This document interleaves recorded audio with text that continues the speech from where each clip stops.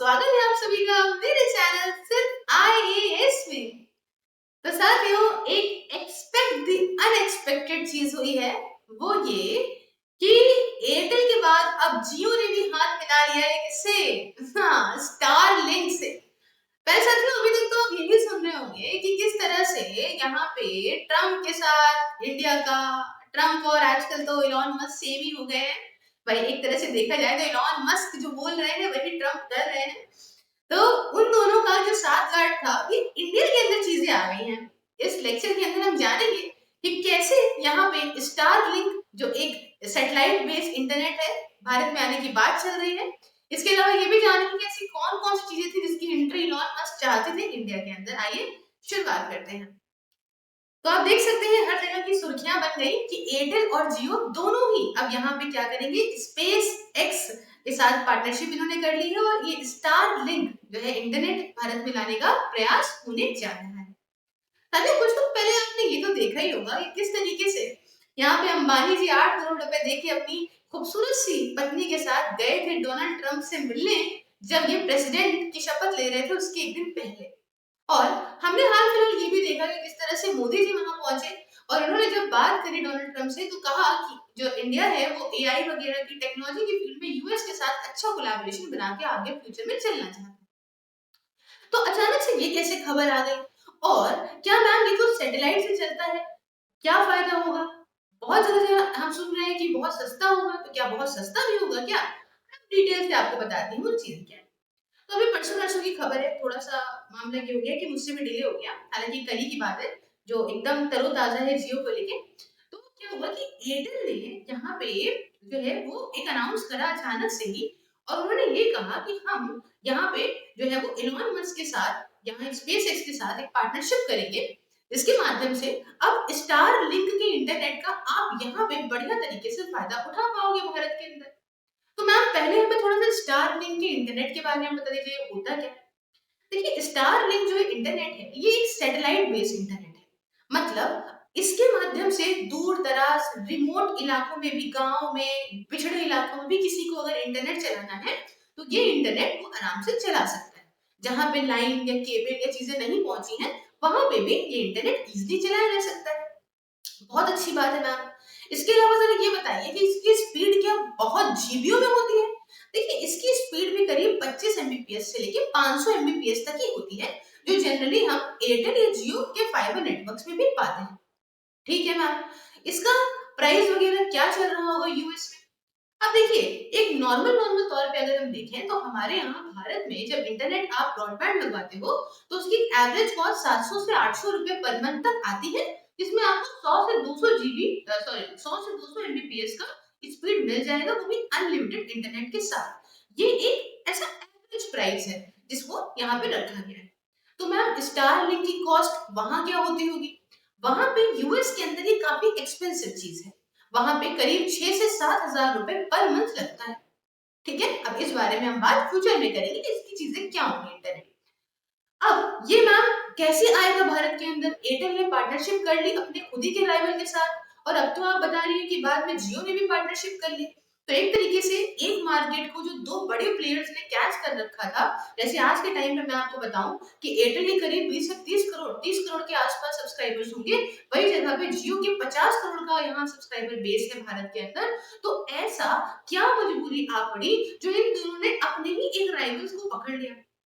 तो थोड़ा सा स्टोरी को बैक से समझाने की कोशिश करती हूँ। प्यारे साथियों, देखिए हुआ क्या था कि 3 फील्ड्स में यहाँ पे आने का इलॉन मस्क बहुत प्रयास कर रहे थे, जिसमें कि एक इंटरनेट भी था।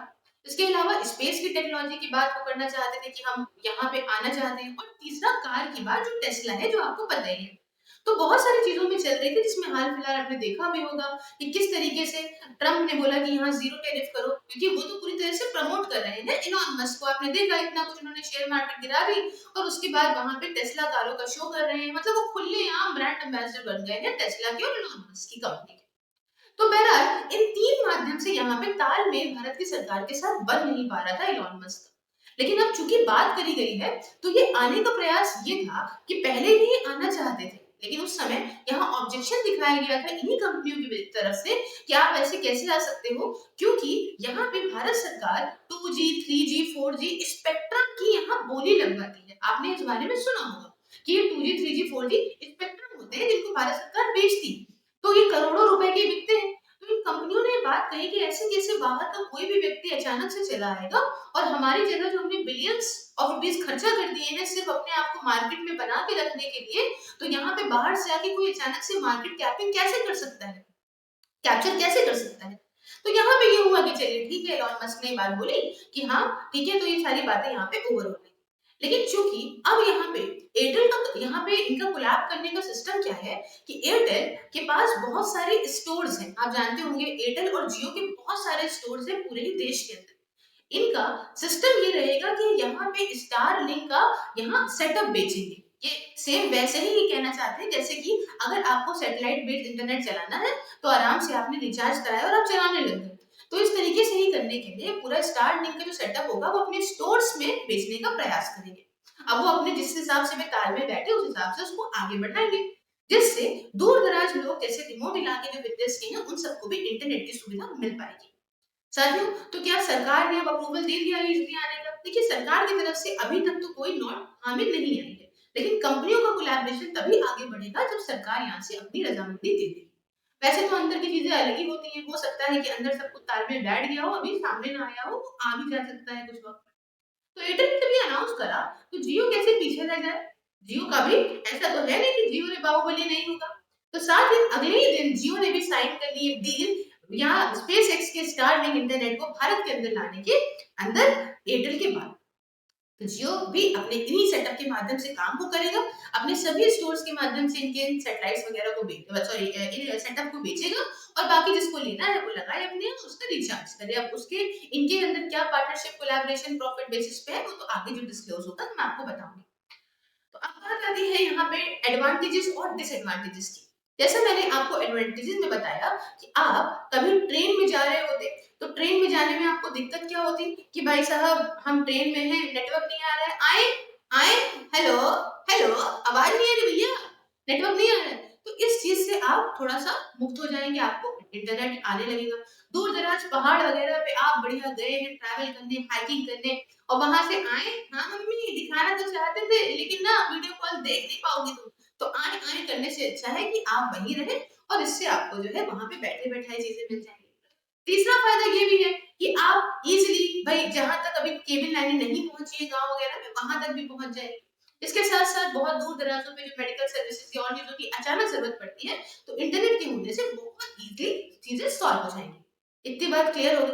तो मैम इतने ही फायदे हैं तो एक तरीके से बेवकूफी ना हो जाए कि जियो और एयरटेल जो है वो लात मार के एलॉन मस्क निकाल दे, क्योंकि वो तो विश्व का सबसे बड़ा आदमी है। और जब यहाँ पे हमारे मुकेश अंबानी साहब ने पूरे देश को फ्री में इंटरनेट साल 2 साल के लिए दे दिया था, तो वो अगर अपने पे इंटरनेट देने को आ गया, उसका तो सैटेलाइट में क्या ही खर्चा उसका लगना था भाई साहब, कहीं पूरे देश को बांट दिया तो इन कंपनियों का तो लॉस होता है।